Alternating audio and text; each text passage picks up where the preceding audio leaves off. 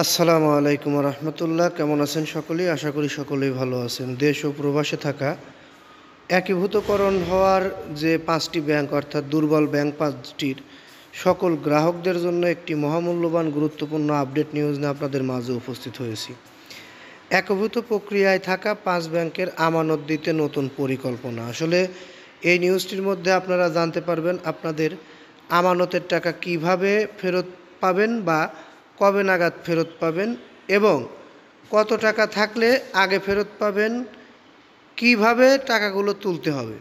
বিস্তারিত আমি আপনাদেরকে এই নিউজের মধ্যে তুলে ধরব। একটু ধৈর্য সহকারে পুরো নিউজটি শুনলে বিষয়টি আপনারা বুঝতে পারবেন। গণপ্রজাতন্ত্রী বাংলাদেশ সরকার অনুমোদিত নিউজ পোর্টাল থেকে নিউজটি আমরা সংগ্রহ করেছি। আপনারা ধৈর্য সহকারে আশা করি নিউজটি শুনবেন। তার আগে একটি কথা, নিউজটির মধ্যে এই তথ্যগুলো পাওয়ার আগে আমাদের চ্যানেলের এই নিউজে একটি লাইক দিয়ে দিন, কারণ আপনাদের একটি লাইকের ফলে আমরা পরবর্তীতে এরকম ধরনের গুরুত্বপূর্ণ আপডেট নিউজ তৈরি করতে আগ্রহী হই। আপনি একটি লাইক দিলে আপনার ক্ষতি হবে না, আমার ভালো হবে বা আমার কাছে ভালো লাগবে। যাই হোক, দীর্ঘদিনের চেষ্টায় একীভূত হতে যাওয়া ৫ ইসলামী ব্যাংকের আমানতকারীদের সুরক্ষায় বিশেষ পেমেন্ট স্কিম প্রণয়ন করছে বাংলাদেশ ব্যাংক। একীভূত হওয়ার পর ব্যাংকগুলোর দেশের সবচেয়ে বড় ব্যাংকের রূপ নেবে, অর্থাৎ বিশেষ একটা পেমেন্ট স্কিম চালুর মাধ্যমে টাকা ফেরত দেওয়া হবে। এখানে আমরা সেই বিষয়টি আপনাদেরকে একটু মার্ক করে দেখাতে চাই। দেখুন, এখানে বলা হয়েছে আমানতকারীদের সুরক্ষায় বিশেষ পেমেন্ট স্কিম প্রণয়ন করছে বাংলাদেশ ব্যাংক। এখন এই টাকাগুলো কিভাবে দেওয়া হবে সেটি আমরা আপনাদেরকে দেখাবো। দেখুন, আমরা আপনাদের জন্য আরও কিছু গুরুত্বপূর্ণ তথ্য সংগ্রহ করছি, যেগুলো আসলে আপনাদের জন্য অতীব গুরুত্বপূর্ণ। সেটা পরবর্তী নিউজে আমরা আপনাদেরকে দেখাবো। এখন যেটা দেখাচ্ছি সেটা আগে দেখুন। প্রস্তাবিত পরিকল্পনা অনুযায়ী ব্যক্তি আমানতকারীরা, অর্থাৎ আপনার যে টাকা রয়েছে, ব্যক্তি আমানতকারী প্রতিষ্ঠান আমানতকারীরা নগদ অর্থের বদলে নবগঠিত ব্যাংকের শেয়ার পাবে, কিন্তু ব্যক্তি আমানতকারীরা তাদের টাকা ফেরত পাবে। সেই উপলক্ষে ব্যক্তি আমানতকারীরা সর্বোচ্চ ২ লাখ টাকা পর্যন্ত বিমাকৃত অর্থ পাবেন। অর্থাৎ এখানে একটু বোঝার বিষয় রয়েছে।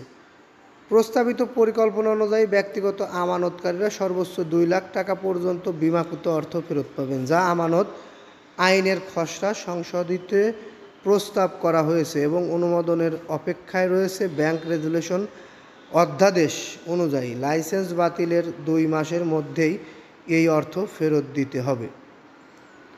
এখন একটি প্রশ্ন আপনাদের মনে হয়তো জাগতে পারে, যেটা আমার মনে জেগেছে।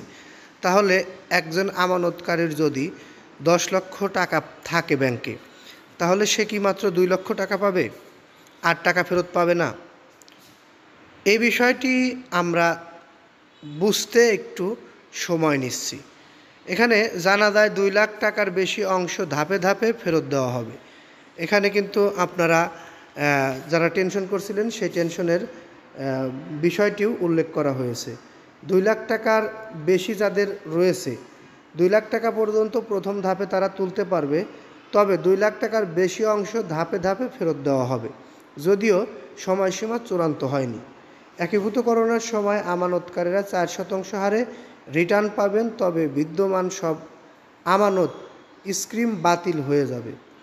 বিষয়টি আরও বোঝার বিষয়, কারণ এখানে যে বিষয়টি রয়েছে এ বিষয়টি নিয়ে হুটহাট কোনো কথা বলে দেওয়া আমার দ্বারা সম্ভব না, কারণ এ বিষয়টি নিয়ে আমাদের আরও অ্যানালাইসিস করতে হবে, আরও কিছু বুঝতে হবে, তারপরে আপনাদেরকে বোঝাতে হবে।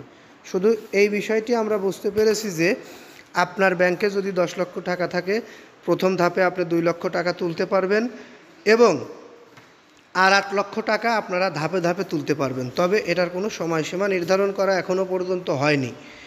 এই বিষয়গুলো নিয়ে আরও কিছু তথ্য হয়তো আমাদেরকে সংগ্রহ করতে হবে, সেই কাজই আমি এখন করব।